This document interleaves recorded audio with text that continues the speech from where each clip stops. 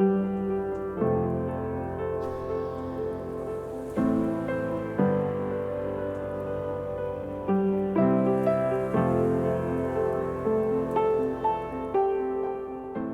his book, The History of Johnson County, historian Ed Blair describes an event toward the end of the Civil War. A young black boy wearing a Union soldier uniform played in Olathe.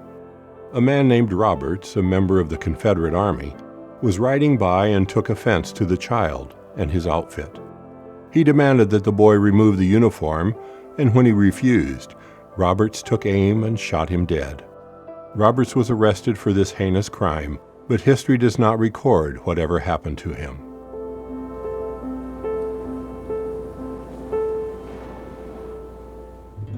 In an effort to escape harsh conditions in southern slaveholding states, more than 50,000 African Americans came to Kansas in the 1870s and 1880s during the Great Exodus. By 1880, there were more than 900 African Americans in Olathe, making up 39% of all residents. This migration created the need for new schools. The trouble was that many whites believed children should be educated separately based on their skin color. In 1882, Second Baptist Church opened the first school for black children, and in 1889, they moved to the Lincoln School. Some high schools were integrated, but blacks at these institutions often endured discrimination from fellow pupils and teachers. In February 1918, Olathe's African American elementary students did at least get a better facility with the opening of the new Lincoln School several blocks from the old site. Olathe's segregated elementary schools reflected the city's wider racial divide, with African American families confined to the run-down northwest corner. R.B. Glover, who lived in the city for more than 80 years and whose father ran a beloved barber shop that R.B. Jr. later took over, describes the tough living conditions in the neighborhood he grew up in during the 1930s and 1940s. But it was like every city had a slum area that black people lived in one section of town, across the railroad tracks. Olathe was the same way. It was a segregated town, because black people were not allowed to live anywhere else but in the north section of town. They would not sell you a house any place but the north section of town. It was not just housing and elementary schools that were segregated in Olathe, but also many stores and public facilities. When we were through practicing or having a track meet, we'd go home. As I went up the street, I'd want to go in with the other boys and get a Coke, but they wouldn't allow you to do that. I'd go in Snap's drugstore and I had to take it. You'd go stand at the counter and ask for Coke. You'd say, "Darky's down at the end of the counter." And the last time I went in there, I had him to make 2 mullets. And he said, "Darky's at the end of the counter." And I went down there. He made them sit them in front of me, and I told him what to do with them and walked out. And boy, he couldn't wait to get away and tell my dad about it. And my dad said, "Well, I don't like that boy talking like that. I don't like that. But you should have sold him that." "Well, you know I can't do that, Ari." "Well, but this is the way it was." In 1943, 39-year-old Corinthian Nutter began teaching at Walker Elementary School, located just outside Merriam, Kansas. In 1947, as Nutter and her fellow teachers struggled to teach their students in the run-down 2-room schoolhouse, the local school district opened a brand new facility for white residents, South Park Elementary. 2 years later, several parents sued the school district over this separate but not equal situation, and Nutter taught the students in her home to ensure their education wasn't interrupted. When the court ruled in favor of the African American families in the Webb versus District No. 90 case, it paved the way for the 1954 Brown versus Board of Education ruling, in which the U.S. Supreme Court ruled that segregated schooling was unconstitutional. Following this ruling, Corinthian Nutter moved to Olathe and began teaching at Lincoln School, which remained all black despite the Brown versus Board of Education decision.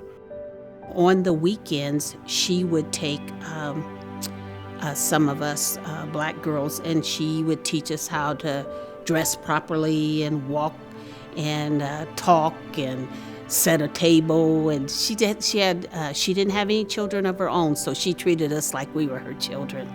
In 1958, Olathe finally closed the Lincoln School and moved its students to Central Elementary School and Westview Elementary, where Corinthian Nutter went to teach and eventually became the first African American principal. The move to previously all-white elementary schools offered Olathe's African American children the promise of equal education, better facilities, and for the first time, new textbooks. But while teachers such as Olathe High's Ralph Dennis tried to make the transition as smooth as possible, it still presented the challenges to students. The kids made fun of you. They threatened you if you did good. And it was things like that that just really bothered us. And there wasn't but a handful of us there at Olathe High School. But it wasn't Olathe North then, it was just Olathe High School. I was intimidated by that, and I didn't want to be a standout, didn't want to be smart, didn't want to have good grades because I didn't want to be made fun of or be threatened. But Mr. Dennis instilled in us, a man's got to stand on his own 2 feet. Whether you're right or wrong, you still got to stand on your own 2 feet. And I thanked him for that. Some of the kids would come by and they would touch me. And that just made me just fierce because they thought we had tough skin. They thought we had hair all over us. They had been told these things as times had passed. We took our lunch. We didn't buy lunch. We didn't know anything about buying lunch.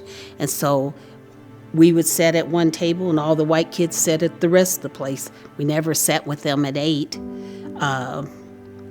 It was just, I was always nervous about whether I was gonna know the right answers because I didn't know what they studied before. And when I first went there, they were way ahead of us because of having inadequate school books and all. They were way ahead and so we had to catch up. Through the efforts of Ralph Dennis, Olathe schools began incorporating black students into their sports teams in the late 1950s and early 1960s. Dennis sometimes bought shoes and equipment for African American students who couldn't afford it, though even this pioneering educator and others who supported his efforts, like Olathe High School track coach Lester Sales, could do nothing about the racism they encountered at athletic meets. I was never so scared in my life. We went to Turner, Kansas and ran track. And as we were all up under the bleachers, and as it was, there was 4 of us blacks track, and we set off to the side.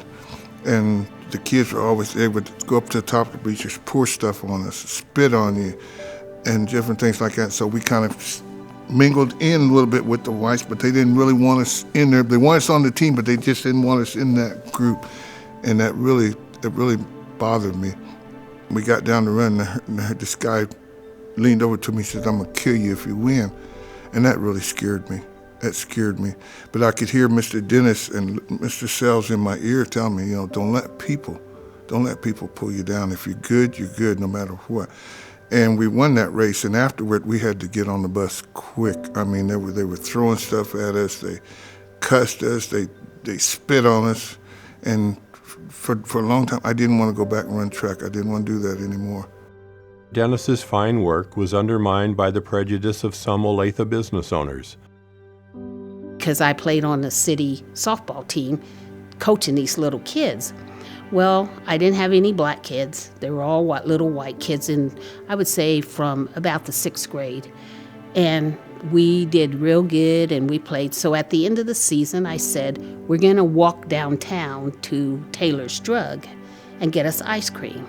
So we walked down there, and I'd saved up some babysitting money, and I was going to get them all ice cream.